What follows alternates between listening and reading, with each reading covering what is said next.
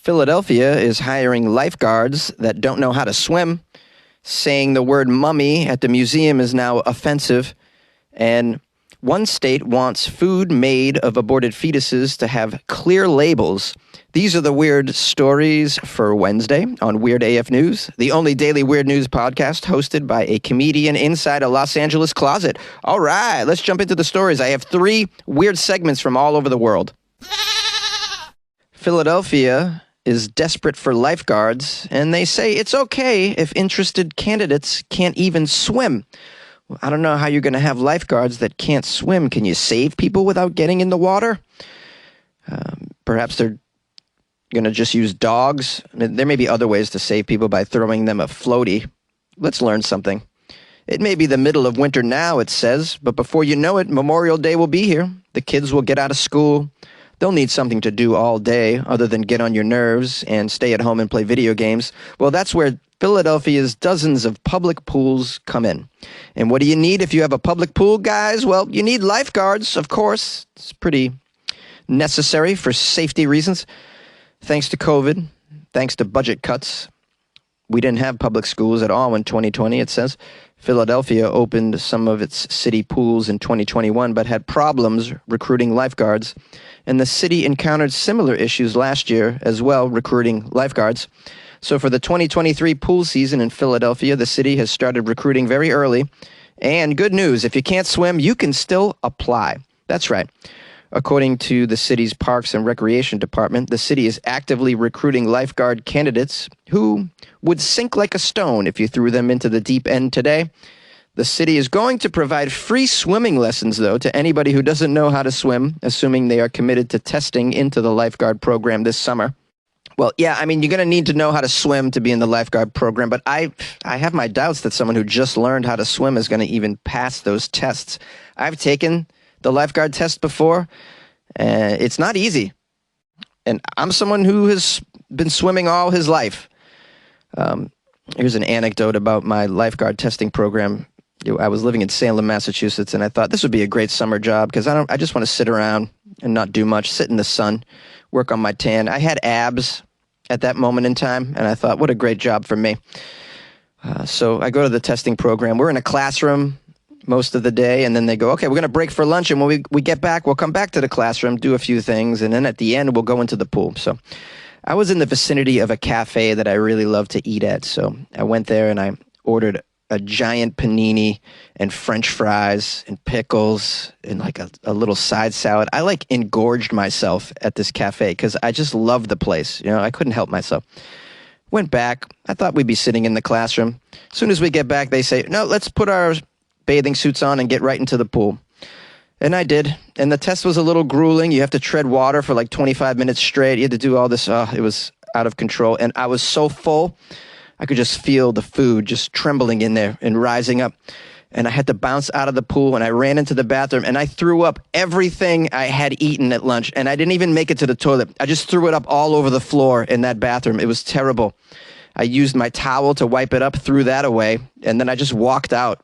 Never went back. So I say all that to say, if you're interested in a Philadelphia lifeguard gig, you better get to work right now learning how to swim. You might be happy to know that, or unhappy to know that the pay begins at $16 an hour, and the schedule is generally 35 hours per week. And you get a free whistle. That's pretty cool. It might be worth it for the free whistle. Now, being that this is Philadelphia, you might want to also hand out some tasers to the lifeguards in the incidents where they have to order people to leave the pool area. You don't know what you're going to encounter at a pool in an American city these days. Also, I think you can apply to work remotely for this gig as well, I think. Maybe not.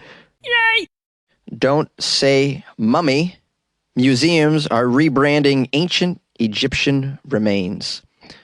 They are among the most popular exhibits in museums all over the world, with a name so resident that blockbuster films have been built on it. But some museums in Britain are now using words other than mummy to describe their displays of ancient Egyptian human remains. Oh, I wonder what terms they're using. Perhaps they're saying, instead of mummy, Egyptian-based organic museum pieces? Let's find out what's going on. It says here they're starting to adopt terms such as mummified person. Oh, okay. In case they're non-binary mummies, I guess. And sometimes they're using the individual's name to emphasize that they were once living people.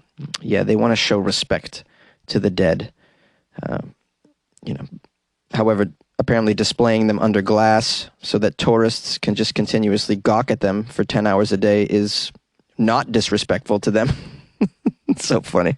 We want to be respectful for the dead. Yeah, you put them on display, bro. You've already crossed that line. You're making money off them, okay? Let's get more into the article.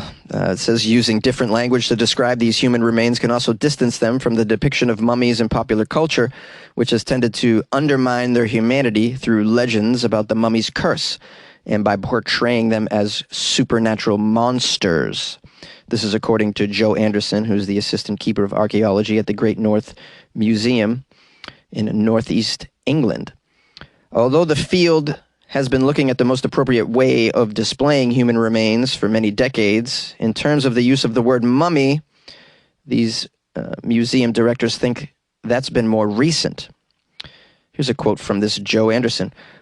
Well, we have human remains from around the world, and we may vary the terminology we use depending on how they've been preserved. We have natural mummies from pre-dynastic Egypt, so we'll refer to them as natural mummies because they haven't been artificially mummified.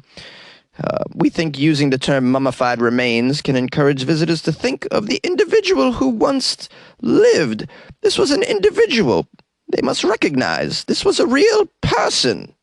Yeah, I mean, I don't think anyone's staring at these exhibits and going, wow, that's a nice vase right there. Oh, no, it was a person? Oh, I thought it was a vase. Who is she referring to? It says here, by displaying these individuals more sensitively, they're hoping that the visitors will see the remains for what they really are, not an object of curiosity, but a real human who was once alive and had a very specific belief about how the body should be treated after death. An object of curiosity it already is. It's on display in a museum. Are you okay?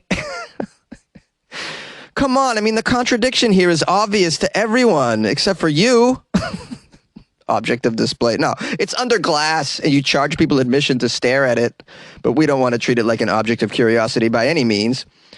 Now, the British Museum told the media in a statement it hasn't banned the use of the term mummy. Oh, thank goodness.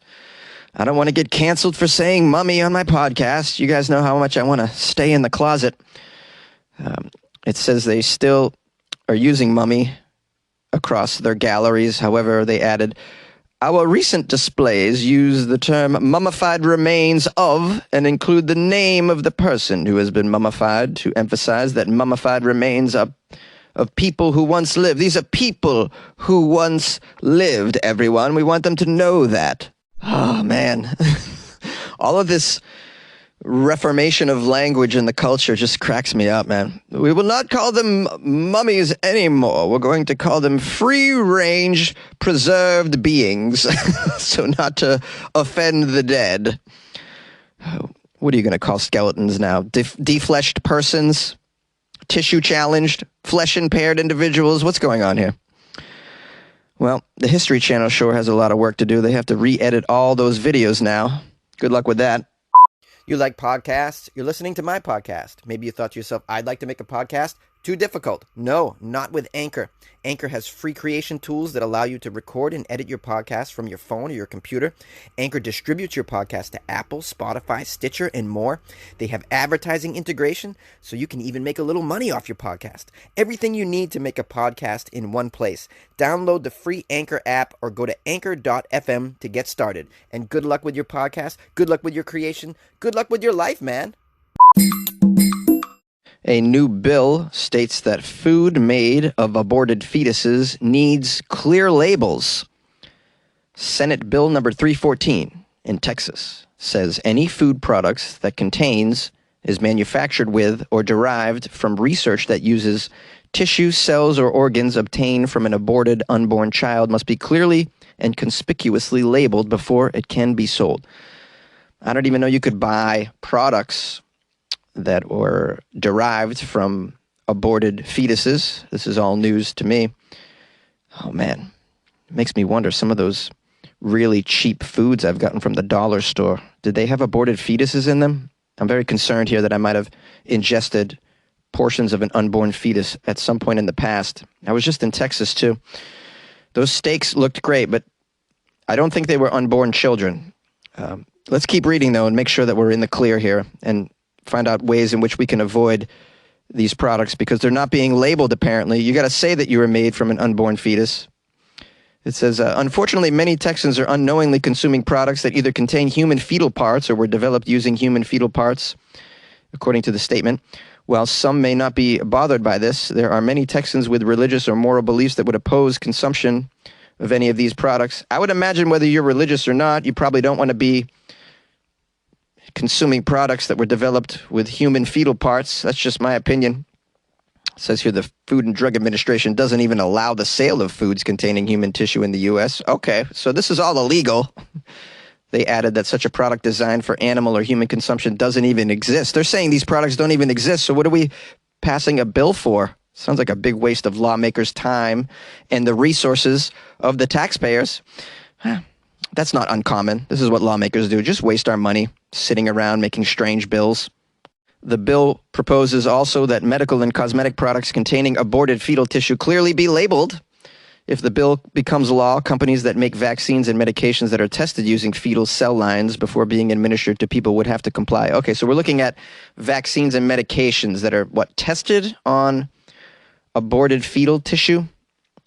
Scientists have long used cells derived from aborted or miscarried fetuses in research and experimentation. Okay, I didn't know that, but that kind of makes sense if you believe that testing on humans might cause some, long-term effects. Let's keep reading. According to UC Davis professor of cell biology and human anatomy, Dr. Paul Neffler, a single group of cells from a human embryo can be cloned thousands of times for many years, and any new cells wouldn't be needed. An example is the HEK293 cells, which trace back to kidney cells obtained from either an abortion or a miscarriage in the 70s and have been cloned thousands of times for research. Okay, so if you cloned a miscarriage from the 70s and you're still using that, I don't see what's wrong with that. To test medicines and vaccines, why not? I mean, they're acting like they're just running around grabbing everybody's fetuses to put into products and to test. I don't think that's really happening. This sounds like a waste of attention, to be honest with you, and probably just to bring attention to the abortion issue in Texas as well. They do other things to bring attention to the abortion issue over there because they're very uncomfortable with it. And, that's their bag, and they have that right, obviously. Some of us agree, some of us do not. I think we can all kind of agree, though, that it is a waste of community resources to be sitting around making just useless bills like this, in your government. Is that just me? I don't know. It's like you're looking for a problem that doesn't exist and then making a law for it, whereas we need laws for the real problems that are going on. And we're kind of over our head in problems these days, it seems to me. I don't know. There's been like nearly 70 mass shootings in the U.S. already, and we're not even done January. So, just saying. Oh, hello, everyone. It's Jonesy, yes. The host of Weird AF News. Yes. What a splendid episode, right? I'm going to celebrate by popping champagne right in the closet. Hi, y'all. I'm caffeinated. I want to thank my patrons for keeping me so. And those of you who have ever bought me coffee, God bless you, man. Thank you.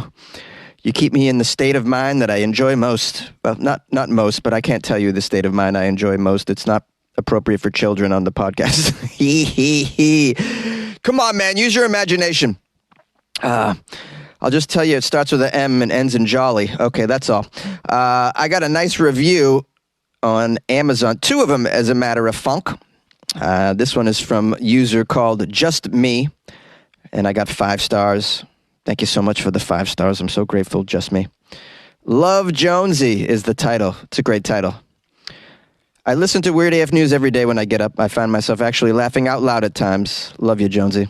That's so sweet. It's very short and sweet, right to the point. I'm glad I make you laugh out loud at times. At times is the key word. I can't guarantee every episode's going to make you LOL during breakfast. But, maybe like one out of every three is a doozy. Okay, we also got a review from Amira, who, if it's the same Amira I'm thinking of, she lives she's a Cali gal as well as I am. I mean, I'm not from Cali, but I am currently a Cali guy. Probably will be for the foreseeable future. Although the earthquake last night at 2 a.m. gave me a little, made me question my existence and my choices. When you're rattled out of bed at 2:30 a.m. and it makes you go, oh, what am I doing here? Amira gave me 5 stars, wrote, great show, wonderful host. I've been listening to Weird AF News for quite some time now. It's a great show, lots of laughs, and Jonesy is a noteworthy host with an outstanding sense of humor. Well, outstanding, I love that. Noteworthy, I agree with. Outstanding sense of humor, I'm not sure. Yeah, maybe, okay. Yeah, I would say I'm a better stand-up comic than I am a podcast host, probably, but I do get to showcase my humor on this show, and that brings me joy. I wouldn't do it otherwise. So those people out there that are like, he should stop with the bad joke. He should just stop doing this. I'm like, well, no, I'm not going to stop. Because although there are some bad jokes, the good ones get me through. Get you through, too. They get all of us through. If you guys want to leave me a review, it's helpful. It's helpful. It can be done on Amazon. I'm sure you've heard of it. Have you heard of Amazon? Also, you can leave a review on the iTunes, also known as Apple Podcasts as well. You can't really leave a review on Spotify, although they let you write a comment on individual episodes, but I don't think anyone's seeing those. So you can give me like stars on there. That's helpful. Yeah, please at least give me 3. I'd appreciate that. If you haven't subscribed to the show, please do. If you want to follow me on Instagram, @FunnyJones. You can email me always, funnyjones@gmail.com. And if you would like to support the show, I have a Patreon. That's right. You have a Patreon? Yeah, I got a Patreon, trying to pay the bills around here. Yeah, I got to pay for podcast hosting and whatnot. It's patreon.com/weirdafnews. How easy is that? Or you can go to weirdafnews.com as well. That's pretty easy. Click on the Patreon banner, or you can click Buy Jonesy a Coffee. If you want to send me some articles, you got the email. I'd love to hear from you. Send me the weird stuff that you come across. Please make it recent. And if you're going to call the show, don't drop any F-bombs. Appreciate that. Okay. Love you.